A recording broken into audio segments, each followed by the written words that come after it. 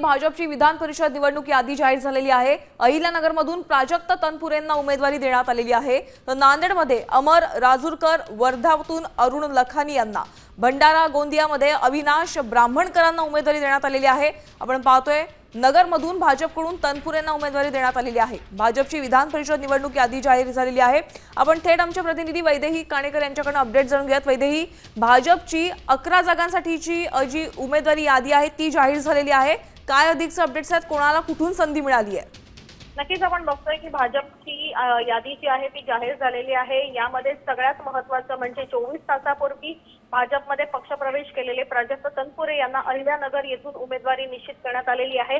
यासोबतच भाजपने वर्धा, चंद्रपूर, गडचिरोली, भंडारा गोंदिया, अमरावती, सांगली, सातारा, सोलापूर, अहिल्यानगर, छत्रपती संभाजीनगर, नांदेड आणि धाराशिव, लातूर, बीड, जळगाव आणि नागपूर या ठिकाणून आपली उमेदवारी दिलेली आहे। आपण बघतोय की महत्त्वाचे गड जे आहेत ते भाजपने स्वतःकडे ठेवलेले बघायला मिळत आहे। याच्यामध्ये मराठवाड्यासह पश्चिम महाराष्ट्रामध्ये देखील आता भाजप आपला उमेदवार निवडून आणण्यासाठी सज्ज झाली असल्याचं बघायला मिळत आहे। नक्कीच वैदेही, आपण पाहतोय की फक्त आजवर सूत्रांची माहिती मिळालेली होती की 11 जागा आहेत त्या भाजपला मिळण्याची शक्यता आहे। मात्र आता या लिस्टमध्ये तुम्हाला किती नावं दिसत आहेत, किती जणांना उमेदवारी दिली आहे?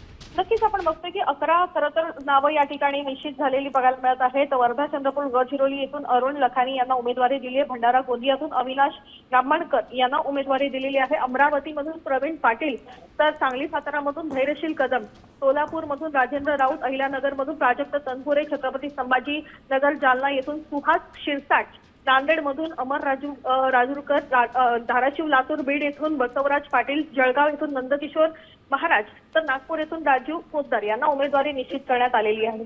नक्कीच आपण पाहिली नाही यादी वैदेही, तर सगळ्यात जास्त लक्ष खेचून घेते ते अहिल्यानगर भागातच, कारण की अहिल्यानगरमध्ये भाजपने प्राजक्त तनपुरेंना उमेदवारी दिलेली आहे। कालच त्यांनी भाजपात प्रवेश केला आणि आज त्यांना लगेचच उमेदवारी जाहीर झाली आहे। नक्कीच आपण बघतोय की अवघे 24 तास झालेले आहेत प्राजक्त तनपुरे यांना भाजपमध्ये येऊन आणि त्यांना उमेदवारी निश्चित देण्यात आलेली आहे। दुसरीकडे जर आपण स्वतः जेव्हा प्राजक्त तनपुरे यांच्याशी बातचीत केली होती त्यावेळेस प्राजक्त तनपुरे यांनी स्पष्ट केलं होतं की मला जर उमेदवारी दिली तर त्याचं त्या संधीचं मी सोनं करून दाखवेन आणि नक्कीच आता त्यांना उमेदवारी या ठिकाणी दिलेली बघायला मिळत आहे। यासोबतच सुप्रिया सुळे यांनी देखील म्हटलं होतं की अहिल्यानगरमध्ये एकटे राम शिंदे सोडले तर बाकी सगळे जे नेते आहेत ते राष्ट्रवादीमधून गेलेले नेते आहेत, त्याच्यामुळे तिथे राष्ट्रवादीचं प्रश्न आहे। आता याच एकूण गडाला कशा पद्धतीनं भाजप भगदाड पाडेल किंवा भाजप त्या ठिकाणी आपला गड निर्माण करतोय हे सगळं पाहणं तितकंच महत्त्वाचं आहे। प्राजक्त तनपुरे हे मूळचे राष्ट्रवादीचे होते आणि राष्ट्रवादी म्हणून भाजपमध्ये गेल्यावर अनेकांच्या भुवया उंचवलेल्या होत्या। आता प्राजक्त तनपुरे यांना ही संधी मिळते का, कशा पद्धतीनं ते जिंकून येतील हे पाहणं देखील तितकंच महत्त्वाचं ठरेल। वैदेही, तुम्हाला असं वाटत नाहीये का ही यादी पाहून की भाजपने कुठेतरी समतोल राखण्याचाही प्रयत्न केलाय?